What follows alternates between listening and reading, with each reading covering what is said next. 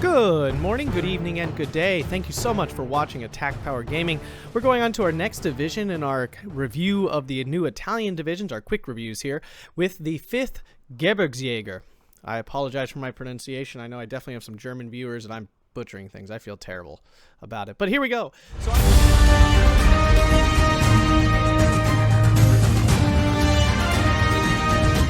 So I decided to go with a balanced deck for this one. Yeah, I think this one has a little bit more depth, especially with your artillery tab. You have a pretty solid air tab. We're definitely lacking in AA, that's for sure, in armor. So this could go terribly wrong. This might have to be a Maverick deck. I could be totally misreading it, because especially this will play very similarly, I think, to the 28th Jaeger. Has a very similar sort of layout to it.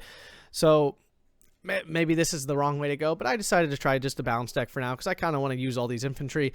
Recon tab, awesome. Just so many snipers. Oh, snipers. Snipers everywhere. Snipers here, snipers there, snipers everywhere. It's great. I took all 3 cards of these big infantry squad worth of snipers. I wanted to get the Alf Claires in there because they have snipers too, because why not, right? That's the way to do it.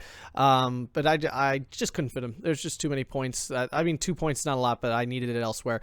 Oh, I always take a autocannon car when it's available. I just think these are really strong. Not as strong as they used to be, but still, they're just great to have around. They're so good at countering other light vehicles and such. Infantry tab, so most of your infantry are going to be these Gebirgsjagers. They're strong close range infantry. You have 4 MP40s, which makes them pretty solid. You have G43s, those are great, of course. They have some anti-tank capability. You're not looking to fight enemies at your machine gun range, really.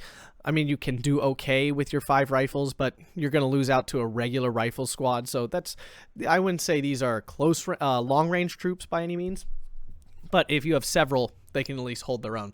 Then you have their sort of like long-range version, the Gebstreif here. Strife? I want to say Strife. These guys have 2 machine guns and 5 MP44s. An odd pairing, because most of the time this will not reach units if you're using this light machine gun. So these are definitely more of a support weapon. You want these guys behind your infantry to kind of add those extra machine guns that they're missing. Then you get this really strong Pioneer squad. I'm really bummed they only give you 1. I understand why, because it's really strong. You get whatever this special jerry can bomb, like super napalm thing is. I can't wait to use this. I have no idea what it's going to do. It's going to be awesome. 6 MP40s. Really solid squad. You get this really good leader unit with a sniper, but I was actually more looking at the Panzerschreck. Just having more AT, longer range infantry AT is really useful. So that's why I took the squad, not actually the sniper. You had this other option here that has a grenade, but I just obviously this one's better. It's just better to have that Panzerschreck and stuff. So that's the infantry. Tanks, I took the tanks that were worth taking. These are trash. They don't really do anything. Although, I mean, they're a really cheap leader. I should say they are a really cheap leader. 15 points to have a leader is dirt cheap. So there's argument, but for 3 points, that ain't worth it. Support tab. They have a really big support tab, but it's not very varied. You have a whole lot of machine guns. I took 2 cards because, again, I'm doing balance, so I need to go a little longer. I took this support tank as basically like a second medium tank here that I just to have more tanks because I don't have many to start. I don't think these IG-18s are very good at the moment, so I wasn't going to take those. I didn't need ammo because all my artillery is coming in with ammunition. So worst comes to worst, I could drive a munition truck from them up there, but I highly doubt I'm going to need it. So that's why I decided to skimp on the ammo. LG-42 is very strong. You want to take that. That's a really solid unit. Anti-tank, filled it up. There's only 3 cards. There's only 3 slots to go with. I wanted definitely to get at least a little bit of infantry AT. You only had packs and pumpkins, excuse me. And I like having some sort of light AT. Yeah, probably a Pack 40 might be a better choice, but these things can do a lot of damage. They can really overperform if you use them well. The 750 meter range seems short, but it's actually really long when you use these more like infantry AT. It's more like a bazooka team. Think of it as a super bazooka team rather than an AT gun. Anti-air, I used what I got. They only give you basically 20 mils. These are okay. I mean, they're not good, but they're not bad either. They'll do all right. There's 10 of them. If I can get them veterancy, they'll do okay.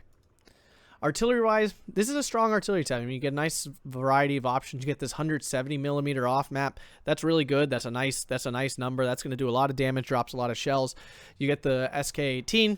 One of the best artillery pieces of the game, very accurate, and I decided to bring in a card of 150 millimeters, which I don't suggest usually, but I mean, in this deck with me trying to go long, I decided this was the time to do it. Although this should have this should have munitions on it, and it doesn't. Let's fix that really quick. There we go. Make sure you bring your artillery in with munition trucks so they actually can work.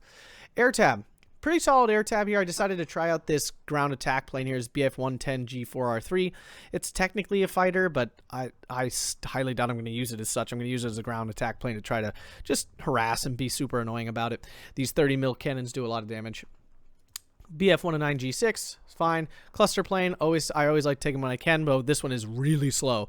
Be aware, it's not fast. This is the Italian fighter. Solid, not great. It's really fast, but its armament is weak. That's the problem. It's really not that strong of an armament, but it should function. BF-109 bomber. These are really solid, especially if you can keep the enemy AA at bay, and then basically an AT tank buster plane. So that's how I decided to build this deck to give it a go. This could definitely go Maverick. Be aware, I definitely think this one could go Maverick. But we're going to try it out this way and see how it goes. Hey, thank you for watching. If you enjoy this content, please consider liking and subscribing for more Steel Division 2 and War No content. Have a great day.